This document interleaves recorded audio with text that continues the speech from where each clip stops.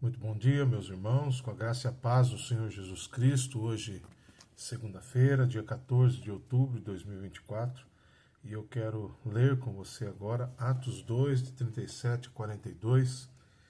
Ao ouvirem isso, eles ficaram com o coração pesaroso e perguntaram a Pedro e aos demais apóstolos: Irmãos, que faremos? Pedro então lhes respondeu: Arrependei-vos e cada um de vós seja batizado em nome de Jesus Cristo, para o perdão dos vossos pecados, e recebereis o dom do Espírito Santo.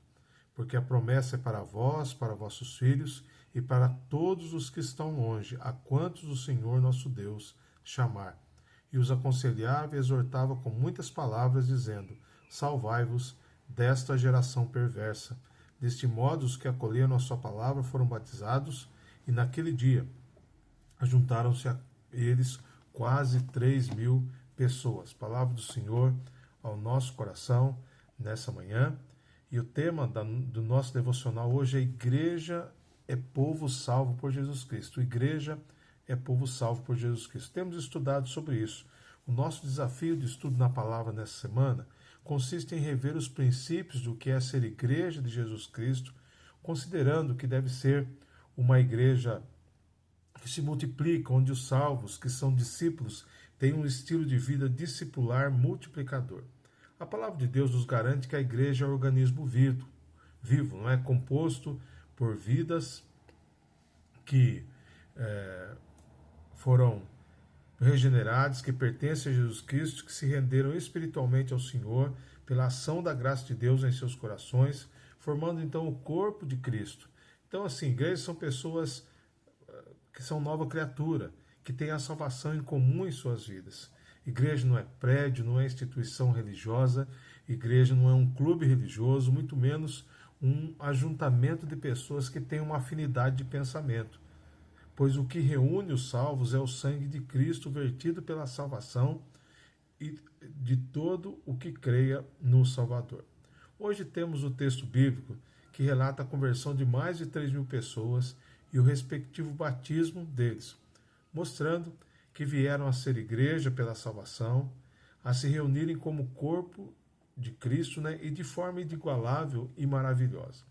Quando analisamos o contexto, encontramos os discípulos reunidos em um local específico e neste dia maravilhoso o Senhor marcou o seu povo, a igreja, com a presença do Espírito Santo, deixando claro que havia um grupo, um povo que pertencia ao Senhor, que estava reunido e demonstrando as grandezas de Deus através de suas vidas.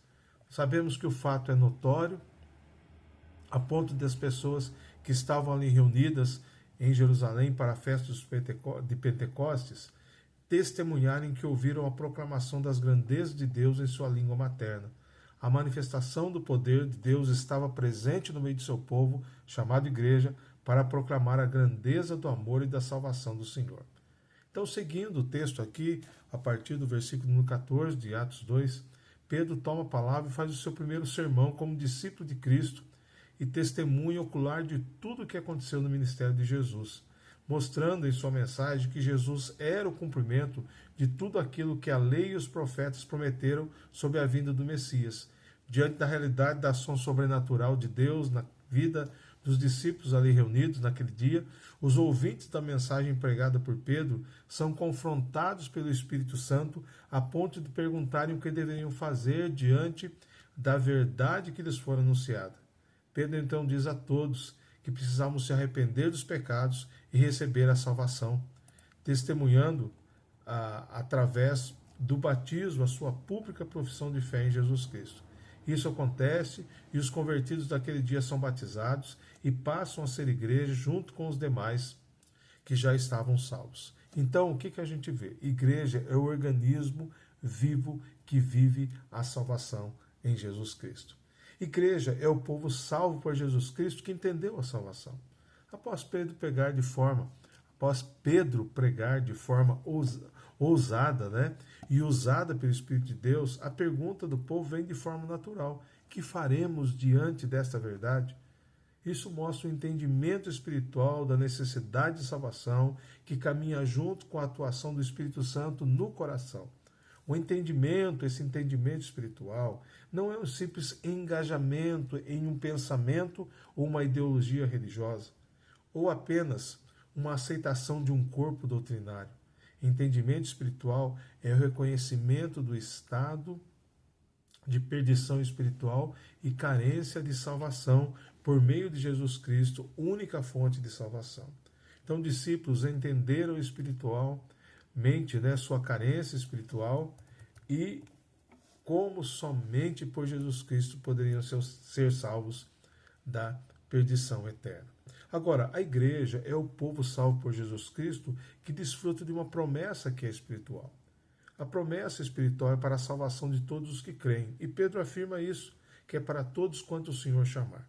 Deus continua chamando pessoas à salvação para desfrutarem da promessa espiritual em Jesus Cristo, pois necessitam, estão carentes da redenção eterna. Desfrutar da promessa espiritual é viver a intensidade da ação salvadora de Deus, da graça de Deus diariamente na vida, com transformação constante e uma vida que exale o amor e a graça de Deus. Discípulos desfrutam dessa graça com o cumprimento da promessa espiritual de Deus que salvou suas vidas e por isso vivem com confiança, felicidade e esperança eterna no coração. Mas ainda a igreja é o povo salvo por Jesus Cristo que acolhe a palavra do Senhor. Diz o texto bíblico que os convertidos acolheram a palavra do Senhor, pregada e explicada por Pedro, e rendidos ao Pai, foram batizados naquele dia de grande colheita espiritual, 3.000 pessoas. Acolher a palavra é característica de discípulos salvos em Cristo, que são submissos